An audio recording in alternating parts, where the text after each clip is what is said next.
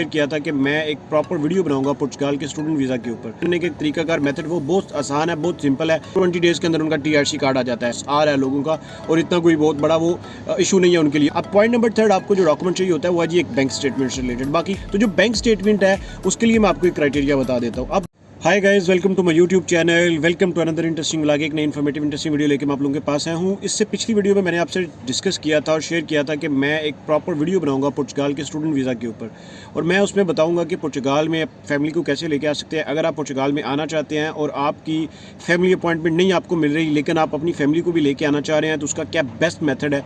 या फिर अगर आप पुर्तगाल में आप ये कह सकते कि मूव होना चाह रहे हैं, सेटल होना चाह रहे हैं पुर्तगाल के अंदर जाके, और आपके पास आर्टिकल 88 और 89 की अपॉर्चुनिटी अब नहीं रही, तो फिर हम कैसे पुर्तगाल के अंदर जाके सेटल हो सकते हैं। इस वीडियो को आपने कंप्लीट देखना है, मेरे साथ स्टे इन टच रहना है। आपका कोई क्वेश्चन होगा, कोई भी आपकी बात होगी, तो मैं उसका आंसर भी करूंगा। आप मुझे कमेंट बॉक्स में हाईलाइट कीजिएगा। जब आप वीडियो देख रहे होते हैं तो सेम टाइम पे आप कमेंटिंग किया करें। मैक्सिमम कोशिश किया करें कि जब आप वीडियो को मेरी अपलोड होती है तो उसके 1 आवर के अंदर अंदर आप मुझे जितने ज़्यादा मैक्सिमम कमेंट्स करेंगे, मैं आपको सबसे ज़्यादा रिप्लाई करूँगा। अब जो बात है वो सबसे इंपॉर्टेंट वो ये है कि जी सेटलमेंट बनाना चाह रहे हैं हम, सेटलमेंट के पॉइंट ऑफ व्यू से चीज़ें जो है ना वो डिस्कस की जाएंगी इस वीडियो के अंदर पुर्तगाल की सेटलमेंट से रिलेटेड। जो लोग भी चैनल पे नए हैं, मेरी आपसे रिक्वेस्ट है सर काइंडली चैनल को सब्सक्राइब कर दें, वीडियो को लाइक कर दें। वीडियो अच्छी लगती है तो उसको शेयर किया करें मैक्सिमम उन लोगों तक जिनको इसकी सबसे ज़्यादा ज़रूरत होती है। और अगर आप चैनल को जब सब्सक्राइब करते हैं तो बेल के बटन को ज़रूर प्रेस किया करें। मुझसे कंटेक्ट करना चाहते हैं, गपशप लगाना चाहते हैं, कुछ भी कहना चाहते हैं, मेरी इंस्टाग्राम ID आ रही है, मेरे अकाउंट को फॉलो कर लें। मेरे अकाउंट को फॉलो करके आप मुझे मैसेज सेंड कर सकते हैं। और अगर आप अपॉइंटमेंट भी बुक करना चाहेंगे तो आप इंस्टाग्राम की ID को फॉलो कर लें और उसके बाद आप मैसेज सेंड कीजिएगा और आपको आपकी अपॉइंटमेंट मिल जाएगी। उसका एक तरीकाकार है, व्हाट्सअप नंबर भी मिल जाएगा। आप मेरे साथ टेलीफोनिकली डिस्कशन भी कर सकते हैं अपनी फाइल मेकिंग के प्रोसेस के पॉइंट ऑफ व्यू से या बाकी चीज़ों के पॉइंट ऑफ व्यू से।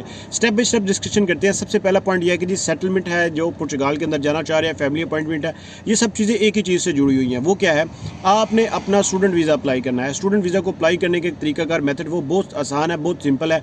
उसके लिए आपको चंद डॉक्यूमेंट्स की ज़रूरत है, वो भी मैं आपको बताता हूँ। और इसके अलावा अच्छा एक चीज़ यहाँ पर मैं क्लियर कर दूँ, अगर किसी के माइंड में ये बात आ रही है कि जी कोई मैट्रिक किसी ने की हुई है या सेकेंडरी स्कूल आपकी एजुकेशन है तो आप अप्लाई नहीं कर सकते, ये बात बिल्कुल गलत है। आप 100% अप्लाई कर सकते हैं, मैं आपका अप्लाई करवाऊंगा। आपने सिर्फ ये डॉक्यूमेंट्स हमें प्रोवाइड करने हैं, ये डॉक्यूमेंट्स देने हैं। और अगर इन डॉक्यूमेंट्स को इकट्ठा करने में आपको कोई प्रॉब्लम हो रही है, कोई इशू बन रहा है, तब भी आप कंटेक्ट कीजिएगा। ये डॉक्यूमेंट्स भी आपको जो है ना वो गाइड किया जा सकता है कि किस तरह से आप इन डॉक्यूमेंट्स को असेंबल कर सकते हैं या डॉक्यूमेंट्स इकट्ठे कर सकते हैं। तो जो पॉइंट नंबर 1 है, जो सबसे पहला पॉइंट है वो ये है कि आप जब पुर्तगाल में जाना चाह रहे हैं तो आपके पास स्टूडेंट वीज़ा की एक ऑप्शन अपॉर्चुनिटी ओपन है। तो जो लोग ग्रेजुएशन के लिए जाना चाह रहे हैं, मास्टर के लिए जाना चाह रहे हैं, वो तो 110% अप्लाई करें, आंखें बंद करके अप्लाई करें, उनको ज़रूर जो है ना वो वीज़ा भी मिल जाएगा। और विद इन आप ये कह लें कि 10 to 20 डेज़ के अंदर उनका TRC कार्ड आ जाता है। TRC कार्ड के बाद वो बिल्कुल पूरे यूरोप में कहीं पे भी जाके घूम फिर सकते हैं, पूरे यूरोप में कहीं पे भी जा सकते हैं और अपनी सेटलमेंट वो बना सकते हैं। अब पॉइंट उन लोगों के लिए है जिनके पास कोई मास्टर डिग्री नहीं है या ग्रेजुएशन नहीं है, और उनके पास पुर्तगाल जाने की जो है ना वो एक ख्वाहिशमंद भी है, लेकिन कोई उनको अपॉर्चुनिटी नज़र नहीं आ रही। उन लोगों के लिए मैं उनको स्टेप बाय स्टेप गाइड करूँगा। सबसे पहले तो ये है कि आप अपना कोई स्किल डिप्लोमा, आप इलेक्ट्रिकल से रिलेटेड, मैकेनिकल से रिलेटेड कोई भी स्किल डिप्लोमा सेलेक्ट करें जिस डिप्लोमा में आप जाना चाहते हैं। फिर उस स्किल डिप्लोमा से रिलेटेड आपको जो एफिलिएटेड कोर्स होगा वो आप चूज़ करें, पॉइंट नंबर 1। दूसरी बात यह है कि आपकी लैंग्वेज से रिलेटेड जो है वो ये चीज़ है, 2 ऑप्शंस आपके पास हैं। या तो आप पुर्तगीज़ लैंग्वेज सीख के उसका एग्जाम दे के जा सकते हैं, अदरवाइज़ आप इंग्लिश को सिलेक्ट करते हैं तो आपको IELTS का स्कोर रिक्वायर्ड होता है, मिनिमम आपको 6 स्कोर चाहिए होता है।